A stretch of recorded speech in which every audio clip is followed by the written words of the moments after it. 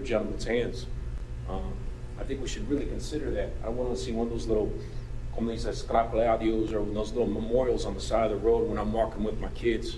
Frustrated and angry, parents expressing outrage on the danger their kids face when trying to get to their neighborhood park, Divine Mercy. The kids are going to do what kids do. They see a park, they're going to go to it. In their way, Springfield Avenue, now a major 5-lane thoroughfare built to relieve traffic on McPherson. It's not even open yet, and it's already scary to cross it for my children. So we need to find a way for us to safely get there. But the road butts up against a new subdivision, Antlers Crossing, and separates the nearly 400 homes from the area's only park. Part of the problem, many of these homeowners didn't know just how big the problem would be. One thing about this subdivision is a lot of people that live here are not from Laredo.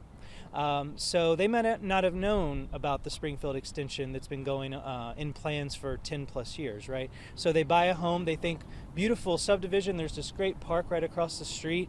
I would love to buy these homes, but then they get in and then they realize, oh wait, how are we going to get out of a community, and how are we going to get back in? So we have to wait for all the flow of the traffic to stop and then find a moment and try to squeeze in. I mean, that's just dangerous for all of us. A realization that came for resident Mika Zeisman, mother of 3, just days after purchasing her home. So that was a huge shocker for us. We did not expect it because we were under the impression that this was just going to be a residential road just for us to get in and out. We had no idea that the road was going to be a 4-way road. What's worse, even with the extension project not yet opened, already there are issues. Damaged roads from 18-wheelers, even late-night racing. I could show you numerous videos on my phone, and just to see at 10 p.m. it turns into a speedway.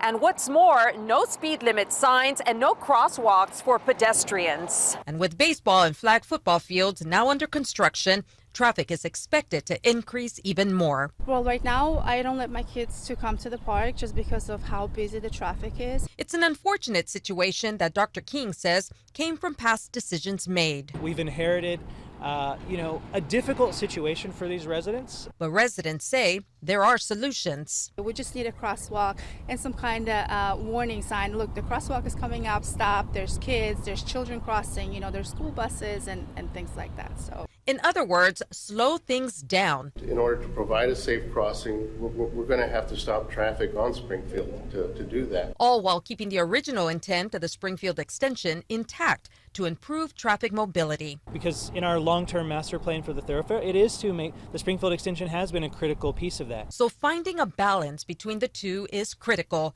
but not at the expense of safety. We have to find a solution at the end of the day. So, because the kids of this community, deserve to have access to this park. I mean, they can look at it, they can see it from their homes, but can they actually get there safely to play? So that's my focus right now. So one suggestion was to build a pedestrian bridge to cross over the extension, but city management said that would cost millions of dollars. Speed humps were also ruled out because the street is a major thoroughfare. For now, Dr. King says the city is waiting on the results of a study on where crosswalks could go, and once that's determined, warning and speed limit signs can go up. For this KGNS On Your Side report, I'm Mindy Caso.